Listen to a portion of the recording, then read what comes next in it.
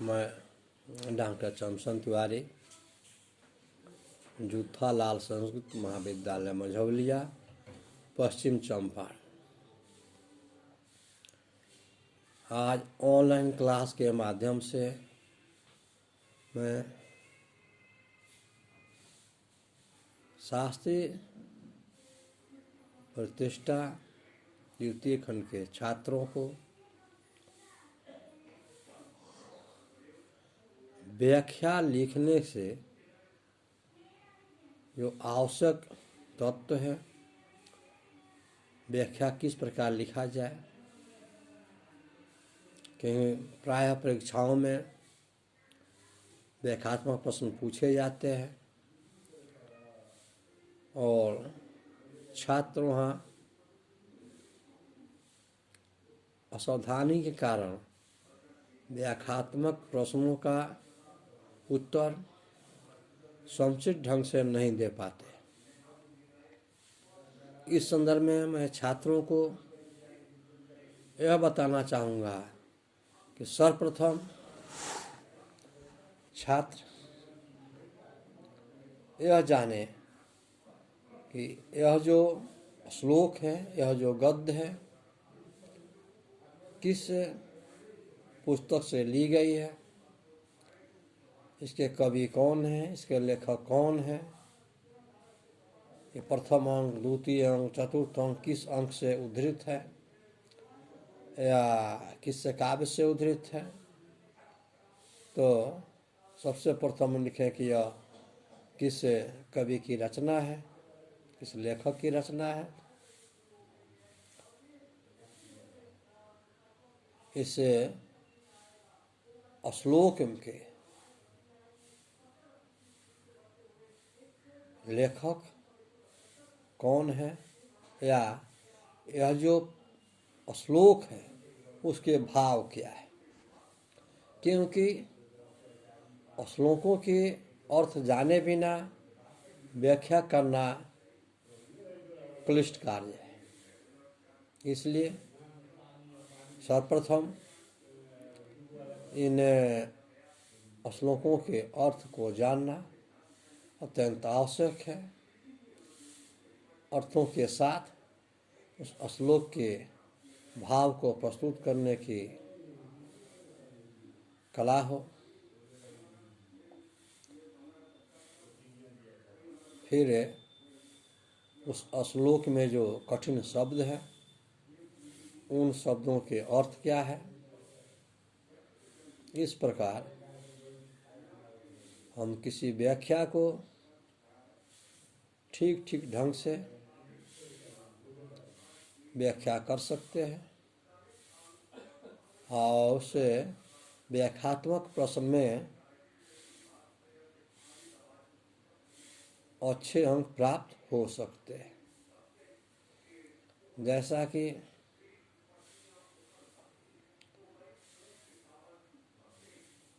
हम लोग मेघदूत के ही कुछ श्लोकों को देखें। जैसे मेघदूत का जो पूर्वार्थ मेघ में जो 5वां श्लोक है, हम सभी जानते हैं कि मेघदूत दो भागों में विभक्त है, पूर्व मेघदूत एवं उत्तर मेघदूत। हम लोग यह भी जानते हैं कि मेघदूत महाकवि कालिदास की रचना है एवं इस काव्य में मेघ को दूत बनाकर जो संस्कृत साहित्य में दूत परंपरा चली आ रही है, उसे पूरा करने का कवि ने सफल प्रयास किया है। तो कुछ एग्जाम्पल में देखें कि व्याख्या कैसे लिखा जाए, व्याख्याओं में अच्छे अंक कैसे प्राप्त हो। उसके लिए मेघदूत के जो एक श्लोक है उसको व्याख्या के माध्यम से बतलाना चाहता हूँ। जैसा कि धूम ज्योति सलील मरुतां सन्निपातको मेघः संदेशार्थम को पटुकर्णे प्राणिभिः प्रापणीया इत्योक्त सुख्यादं परिगणयन् गुह्यकस्तम अयाचे कामार्ता ही प्रकृति कृपण चेतन अचेतनासु। सर्वप्रथम इस श्लोक को यदि अन्वय किया जाए तो होगा धूम ज्योति सलिल मरुताम सन्निपात मेघ कव अपटु कर्णे प्राणी भी प्रापणीया संदेशार्थम को इति औत्सुक्याद अपने जनद गुह्यक तम अयाचे ही कामार्ता चेतन अचेतनासु प्रकृति कृपणा। इस श्लोक में सर्वप्रथम यह लिखे प्रस्तुतो अयम श्लोकः अस्माकं पाठ्यपुस्तकस्य मेघदूतात् पूर्वार्ध सर्गात् पूर्वार्ध अंकात् उद्धृतो अस्ति।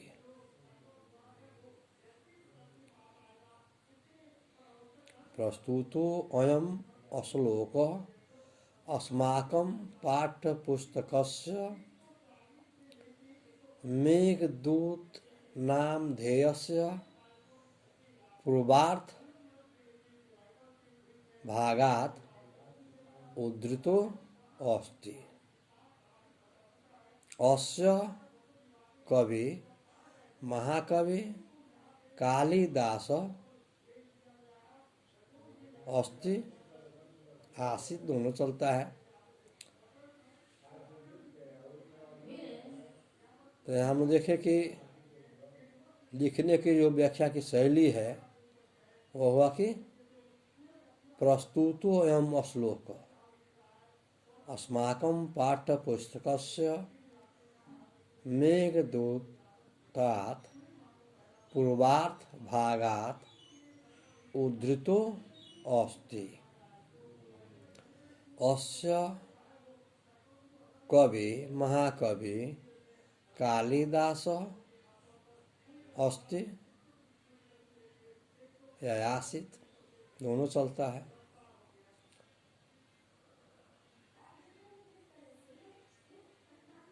अस्मिन् श्लोके महाकवि कालिदास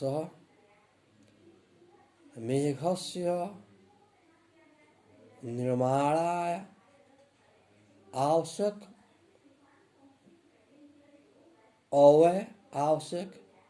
पदार्थस्य व्याख्या वर्णन करोति कि अस्मिन् श्लोके महाकवि कालिदास मेघ निर्माणस्य आवश्यक तत्व विषय वर्णन करोति। अस्य भाव इयम् अस्ति।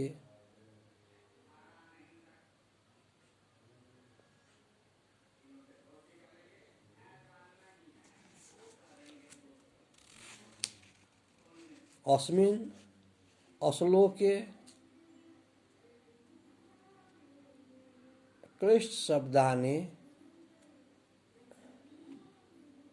एवं सन्ति यथा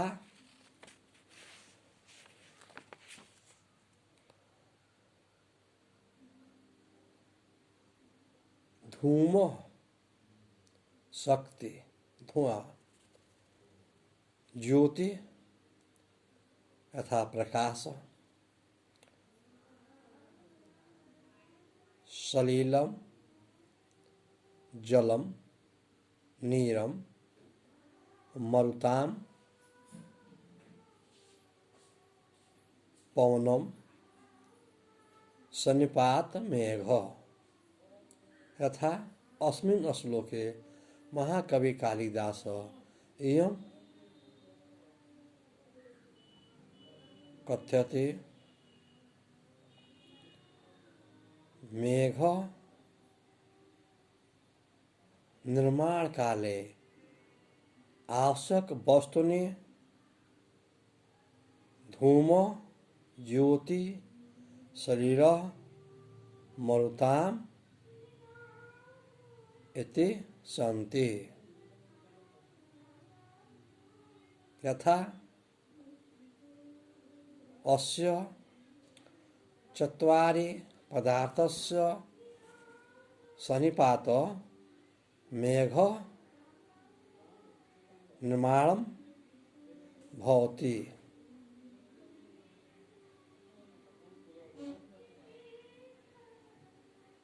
यद्यपि संदेशार्थः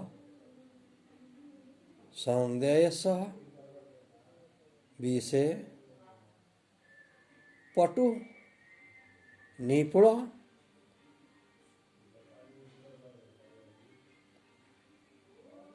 अति आवश्यक वर्तते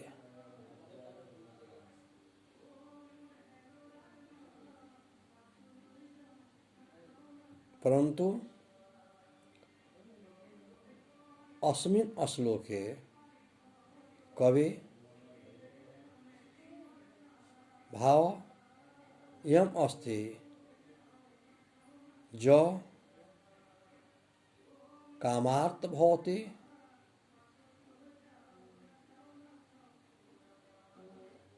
तस्मिन् हृदय चेतन अचेतनम ज्ञानम नास्ति अर्थात जो कामी पुरुष होते हैं उनके अंदर चेतन अचेतन का ज्ञान नहीं रह जाता है।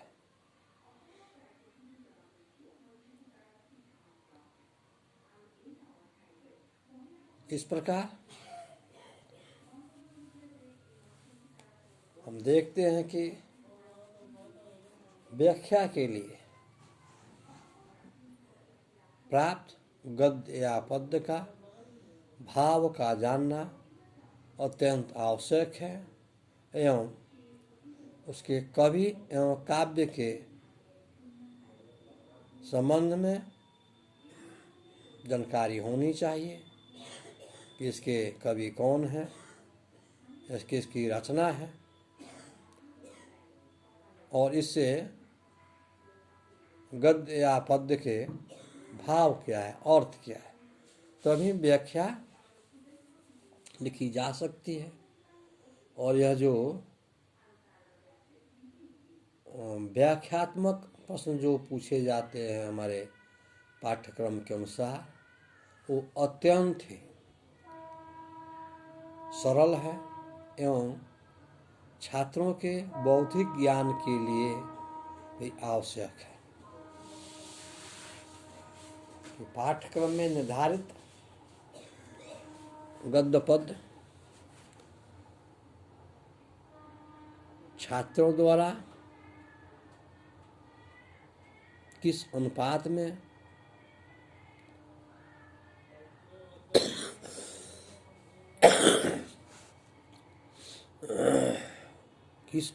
में उसे ग्रहण किया गया है, विभूत किया गया है, छात्र उसकी व्याख्या किस रूप में करते हैं, इससे छात्रों के बौद्धिक ज्ञान की भी जानकारी प्राप्त हो जाती है। इसीलिए पाठ्यक्रमों में इन व्याख्यात्मक प्रश्नों को रखा जाता है। जैसा कि बताया गया कि जो श्लोक है वो किस पुस्तक से है, किस कवि की रचना है। जैसा कि अभी मैंने बताया कि मेघदूत का यह जो एक श्लोक है, पंचम श्लोक, तो स्पष्ट हो जाता है कि यह मेघदूत से उद्धृत है। मेघदूत के कवि महाकवि कालिदास है, अर्थात महाकवि कालिदास द्वारा यह रचित है। और मेघदूत जो दो खंडों में उपलब्ध हैं, पूर्वार्ध और उत्तरार्ध, तो यहाँ यह जो श्लोक है वह पूर्वार्ध खंड से ही उद्धृत है। और इस श्लोक में जो भाव है कि मेघ का निर्माण किन तत्वों से हुआ, मेघ कैसे बनता है, जैसा कि कवि की या विज्ञान की एक कसौटी है कि मेघ के निर्माण के लिए धुआं, अग्नि, जल एवं हवा, इन चार तत्वों का होना परम आवश्यक है। इन चारों तत्वों के सम्मिश्रण से ही मेघ का निर्माण होता है। इस प्रकार हम कह सकते हैं कि सबसे प्रथम छात्र यह जानना चाहिए कि यह किस काव्य से उद्धृत है, इसके कवि कौन है, और इस श्लोक के, इस गद्य के भाव क्या है। तभी व्याख्या निश्चित रूप से सही ढंग से लिखे जा सकते हैं। जैसे कि इस श्लोक में देखा गया, कहा गया कि प्रस्तुतो अयम श्लोक अस्माकं पाठ्यपुस्तकस्य मेघ दूत पूर्वार्थ भागात् उद्धृतो अस्ति। अर्थात यह श्लोक मेघदूत के पूर्व खंड से उद्धृत है। अस्य कवि महाकवि कालिदास अस्ति। इससे श्लोक के जो कवि है, इससे काव्य के जो कवि है वह महाकवि कालिदास है। अस्मिन् श्लोके महाकवि कालिदासः इयं कथ्यते, यह कहते हैं, इस श्लोक में महाकवि कालिदास यह कहते हैं, स अस्य श्लोकस्य भाव इयम् अस्ति, यह है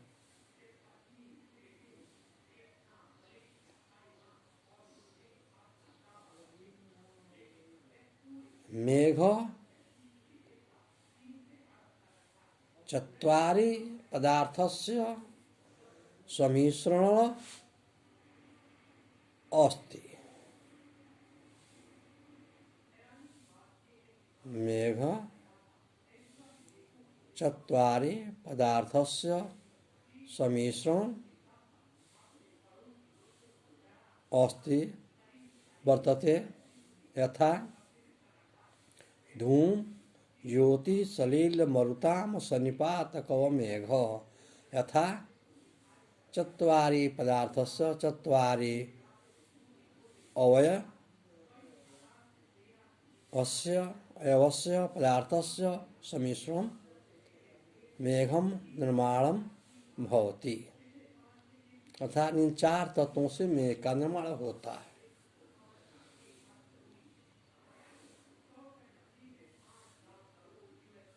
परंतु अस्मिन् श्लोके एक अन्य भाव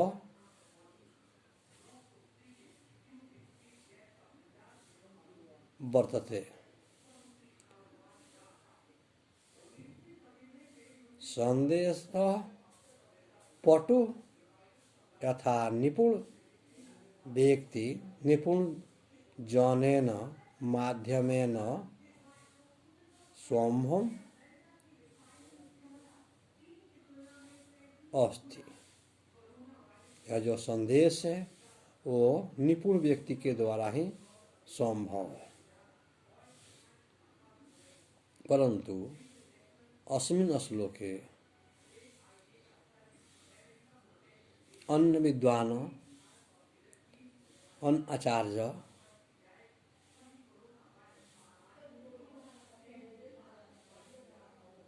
एक अन्य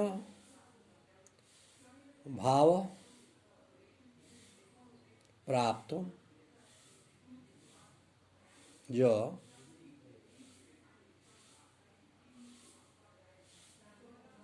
जो पुरुष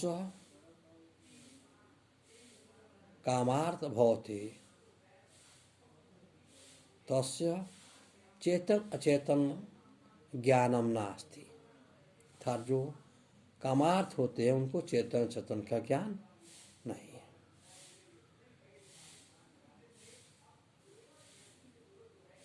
इस प्रकार इसी ढंग से संस्कृत श्लोकों की व्याख्या की जा सकती है और इन व्याख्यात्मक प्रश्नों में अनुवादात्मक प्रश्नों में अच्छे अंकों की प्राप्ति होती है जो छात्रों के लिए हितकर और कल्याणकारी होते हैं।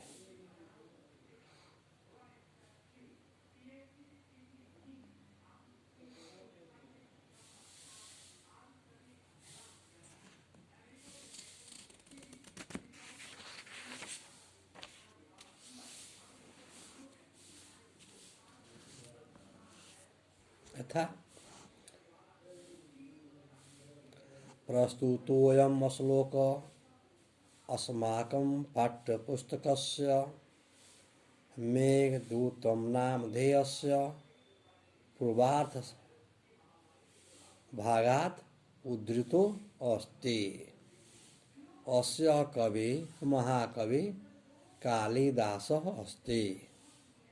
अस्मिन् श्लोके महाकवि कालिदासस्य भाव इयम् अस्ति। का धूम ज्योति सलिल मरुताम सन्निपातको मेघ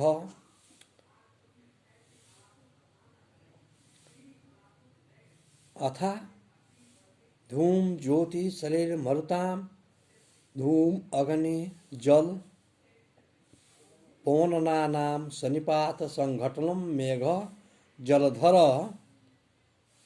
कुत्र पटुः कर्णे कुशलेन्द्रिय जने प्रापणिया प्रायतुम योग्या संदेशार्थम समाचार विषयम कव कुत्र इति इदं तथ्यम असुख्यात उत्कंठावशात् अपरिगण्यं गुह्यक यक्ष त्वं मेघम अयाचे प्रार्थितवान् हि यतः कामार्तः कामातुरा चेतन चेतनासु जड़ चेतनानां विषये प्रकृतेः केवलं स्वभावम् एवं दीना भवन्ति इति शेष। इस प्रकार इसे संस्कृत पदों की व्याख्या की जा सकती है।